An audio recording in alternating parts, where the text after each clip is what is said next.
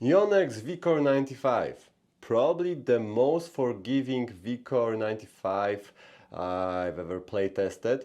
So they did change something to the layup, to the wave distribution especially, and it is just better. The previous VCORE 95 was softer, more mushy, the response was sometimes a bit erratic, sometimes it was shooting a bit higher, sometimes a bit lower. Also, when customized, the VCore was sensitive to how I place the LED on the frame. This one plays pretty much great in stock form.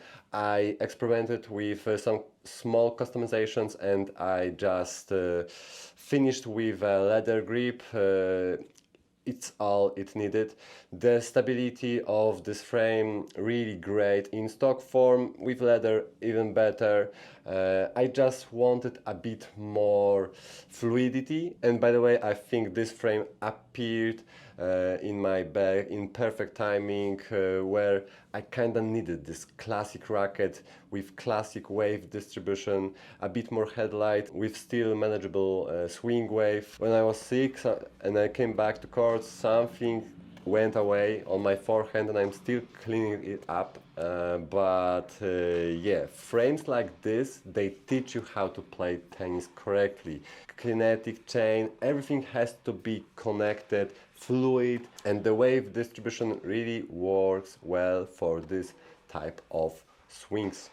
VCORE 95, most forgiving 95 probably that I ever play tested, but is it the best performer? Not really. Also, it depends what you need. If you are looking for control, feel, launch angle control, predictability, maybe it is the best performer. But if we are looking at the performance as it is, power, spin, forgiveness all together, then it is below my previous racket of choice, Angel TC95 1619. For reference, back then when I was playing with the Angel TC95, I was using 130 gauge of strings, usually stiff strings like Lynx Tour, Torna Silver 7 Tour, Luxilon Original, at higher tensions, so 24 kilos.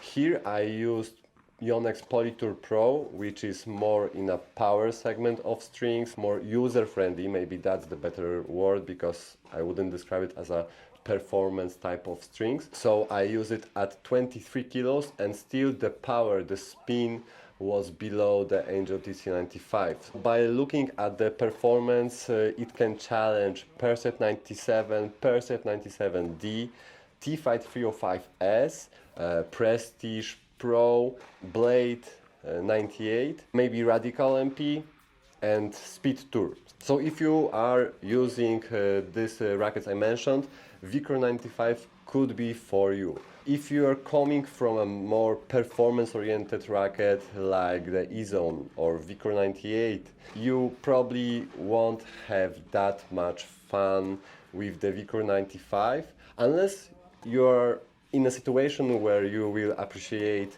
the more classic response, a bit more classic wave distribution, so you want to focus more on your technique rather than clean performance. Yeah, VCORE 95 is great there. I would put it above the Perset 97, above the Perset 97D, maybe not above Radical MP with a leather grip, above Radical Pro. Speed Tour, I love it, so tough call. I think Speed Tour has a bigger threshold, like the performance is a bit hotter with the Speed Tour, especially with a leather grip. Stock to stock, much closer frames, but leather with leather, both frames with leathers. Speed Tour is a bit hotter, more serious, let's call it maybe that way.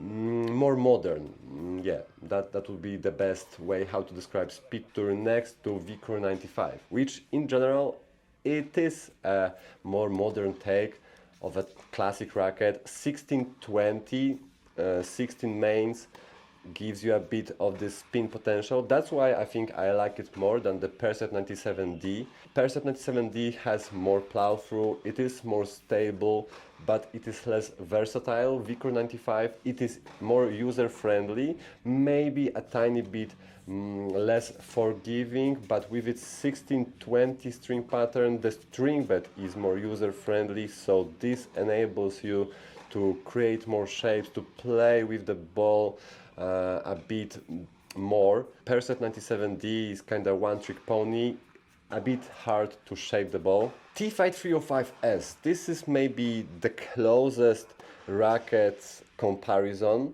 especially when it comes to the feel. The feel of the VCORE and T-Fight, it is landing quite close to what we would describe as stiff racket. It is not a stiff racket, but it's kinda stabilizing on impact. You feel like the frame doesn't want to move on the impact, and after the impact it goes freely. T-Fight has it as well, so yeah, it's definitely a raw sensation within the racket's offer. The biggest maybe advantage of the VCORE 95 compared to the T-Fight 305S is probably the string pattern. 1620, I think it's more versatile than the 1819, especially going from hardcourt to clay. T-Fight, I love it on hardcourt, not so much on clay. I just couldn't transfer my skills from hardcourt to clay with the T-Fight 305S. I believe VCORE 95 would be a bit better to play these loopy balls back and forth, staying patient. It is more control-oriented, and the wave distribution, also another huge advantage, probably a bit easier to move around and be more wristy. So on clay, where the bounce can be a bit more random, with the more headlight setup, it is a bit easier to make last second adjustments. T-Fight is also a very fast racket. I just feel like VCORE suits me better. Again, transferring my skills with the T-Fight to clay, it was a challenge. I thought I found my frame. I was just about to switch over to the T-Fight as my main pick, but I just couldn't perform as well with it on clay. VCORE 95 next to the blade, easy choice. VCORE 95, yeah, just more forgiving actually. Blade can be unforgiving on off-center hits. The drop-off in power is quite big with the blade, so from defense to offense, switching, not the easiest one. Full review coming soon, so you just wait. Yeah, VCORE 95, definitely as forgiving and definitely more user-friendly, despite the tighter spacing with 20 crosses compared to 19 crosses. The biggest challenge for me with the VCORE 95 was just finding my aggressive game. Like, it is very control-oriented. Maybe I strung it a bit too tight at 23 kilos. This type of racket, maybe I would try 21 kilos. That would enable frame to breathe a bit more. Maybe I would find this tighter, more aggressive spin rates. It was really good, but I couldn't find my honeymoon. I couldn't find the highlight of the racket.